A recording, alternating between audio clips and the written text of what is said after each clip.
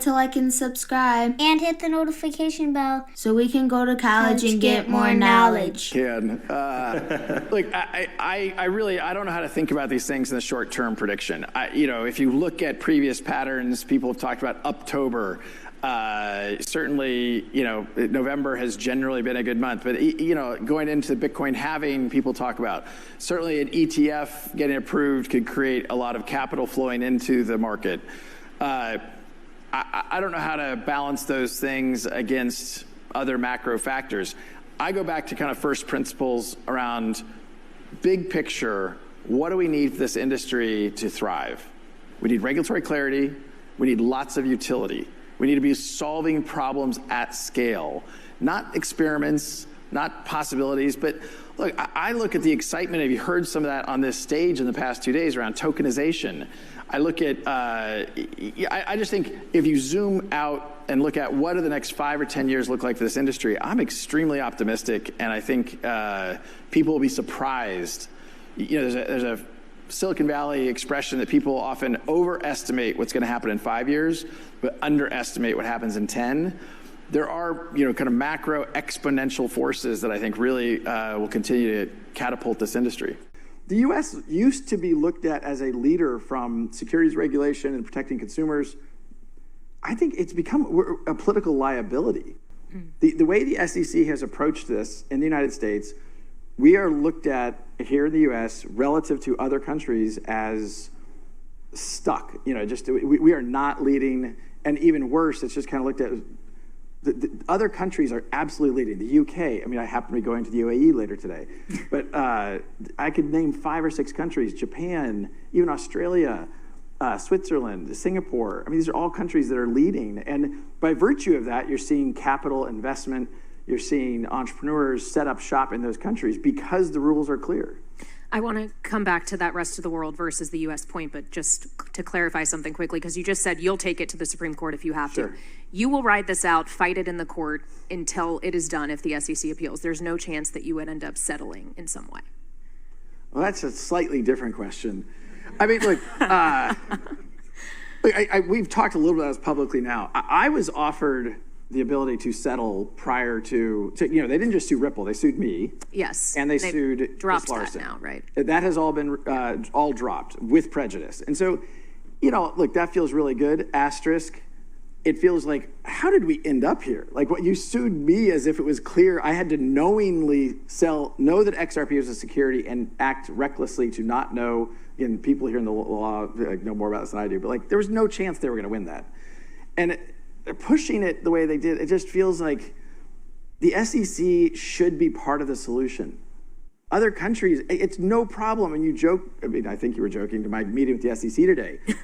In another country, that wouldn't, I've met with central banks. I've met with, you name the regulator, and it's kind of like, yeah, no problem. An open meeting, open dialogue. We talk about what Ripple's doing. We talk about our view on the crypto industry. No problem. Here in the U.S., it's like, it's like, oh, the laws are clear, but yet we can't answer, is ETH a security? Yeah, that's something that the chairman has still not actually I don't expressed know an if you're opinion interviewing on. today, but ask him again today. Maybe I'll find him behind the curtain somewhere. I'll let you know.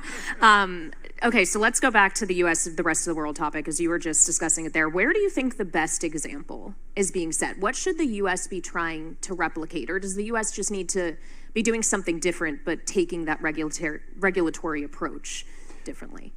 I partly because they're a close economic and political partner to the U.S. The United Kingdom, the UK, I think has been very constructive on crypto, and that when I say that they're not. Again, Chair Gensler likes to talk about crypto as the Wild West. It is absolutely not the Wild West. Ripple is a regulated company in many jurisdictions around the world. Again, in Singapore, we have our license from MAS as a major payments provider. In the UK, we have, in Dubai, we've applied for the virtual asset regulatory, VARA, I can't remember what the A stands for.